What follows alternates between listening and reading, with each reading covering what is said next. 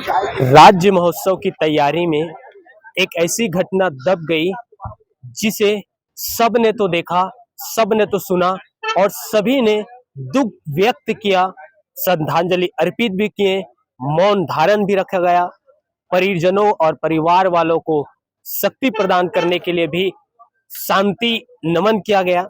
लेकिन मुझे लगता है कि इस कार्यक्रम के बीच से कुछ ऐसे जो घटना के तथ्य हैं उसे भी सामने आप तक लाना जरूरी मुझे लगता है। शायद आप समझ गए होंगे मैं किस घटना की बात कर रहा हूँ। जी हाँ, ये वही स्टॉल के सामने मैं फिर से खड़ा हूँ। शिक्षा विभाग का ये स्टॉल है। एक तरफ जो है, जो आज के मुख्य अतिथि हैं माननीय टंकराम वर्मा जी, और एक तरफ मुख्यमंत्री जी।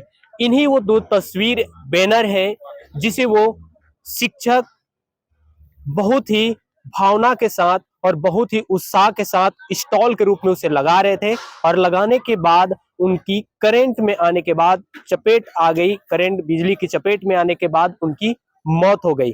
लेकिन मौत की वजह कौन था, आखिर किन कारणों से वजह हुआ, यह घटना घटी, सबको इस बात से तो दुख है, सब इस बात को लेकर मायूस हुए, दुख संवेदना व्यक्त किए। लेकिन एक इसकी पहलू है कि आखिरकार ये घटना जो है, लोग ये चर्चाओं में कह रहे थे कि ये अचानक हुआ, यह एक घटना है, एक्सीडेंट है जो किसी को नहीं पता था।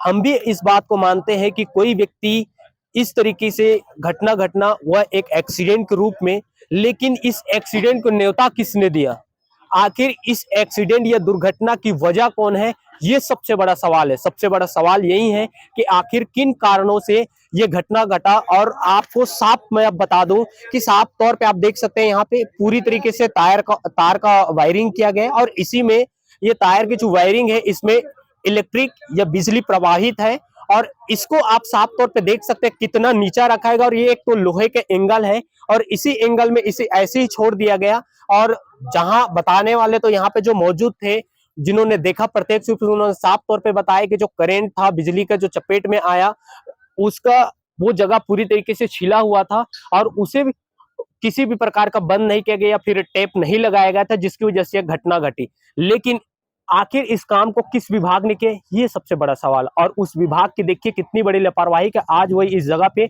मौजूद भी नहीं। बताया जा रहा है पीडब्ल्यूडी विभाग के अंतर्गत एक और विद्युत यांत्रिकी विभाग आता है, उन्हीं के अंतर्गत ये काम किया गया। और काम करने के बाद बड़ी चौंकाने वाली बात है कि उनके जो कर्मचारी यहाँ से रफू चक्कर हो गए, कोई भी इस जगह पे मौजूद नहीं। उन्हें एक बार नहीं कई बार हमने प्रयास किया उनसे उनका पक्ष रखने के लिए, लेकिन उनका ना तो कोई फोन उठाया, ना ही किसी प्रकार का कोई बातचीत हो पाया। साफ तौर पे अगर कहें तो पीडब्ल्यूडी विभाग के अंतर्गत आने वाला विद्युत यांत्रिकी विभाग जो ठेका लेकर रखे थे, जिन्होंने काम को देखा है, राम नायक और उनके जो एसडीओ चौधरी साहब, उनके मार्गदर्शन में और उनके जिम्मेदारी में ये इलेक्ट्रिक तार बिछाने के लिए रखा गया था, और उन्होंने ही ये सारे काम को कराए। लेकिन आप साफ तौर पे देख सकते हैं उनकी एक लापरवाही ने, उनकी एक अनदेखी ने आज एक शिक्षक की जान चली गई। एक शिक्षक अपने परिवार से चल बसा, उनके बच्चे हैं, उनकी पत्नी है,